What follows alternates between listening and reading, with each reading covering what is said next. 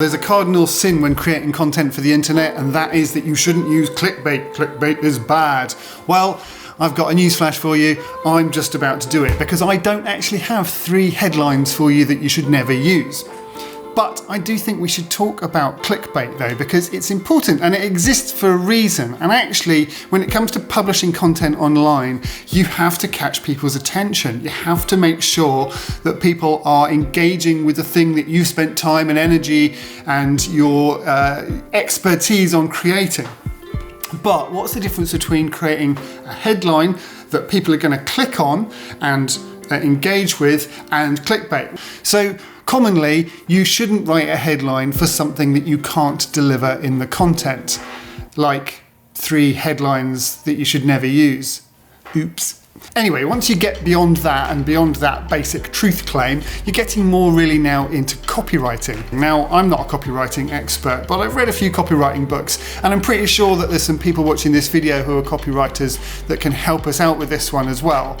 Essentially, the way that LinkedIn works is that at the top of every post, you have a couple of lines where you can make an impact, where you can type in something that says something about what your post is about without giving too much away. Now, the way that LinkedIn works is that it qualifies your post based on engagement. And if people are engaging with your post, then it pushes it up in the feed. So it's worthwhile having people clicking on that little see more button. So when you create a headline for your LinkedIn post, you need to make sure that it says something at the top that is first engaging, but also enticing, and it's going to make people want to see a little bit more without giving away too much of what's in that post. Now, Joel Sugarman, who's one of the kind of copywriting greats of the last 20 or 30 years, wrote a really interesting thing about how copywriting works. And essentially what he said was that the job of the headline is to get the reader to read the next paragraph. And then the job of the next paragraph is to get them to read the second paragraph. The job of the second paragraph is to get them to read the third paragraph. The job of the third paragraph is to get them to read the fourth paragraph, and so on and so on. And that's basically how you lead someone through a written piece of copy like that. And I suppose the same is exactly the same on LinkedIn. You've got to get somebody from the first headline before they click view more to the second bit, and then third, fourth, fifth. And if you're publishing video, you've got to think in the same way. How do you get somebody to watch the first 10 seconds? Once you've got past the first 10 seconds, how are you going to get them to watch the second 10 seconds? Are you signposting the video as you go through, getting them to think about what's coming up next and stay on board with that message as you deliver it? And there's so many different ways of doing it. And I think one of the great things about social media is that you can test these things, you can try them out. So let's think about this video, for example.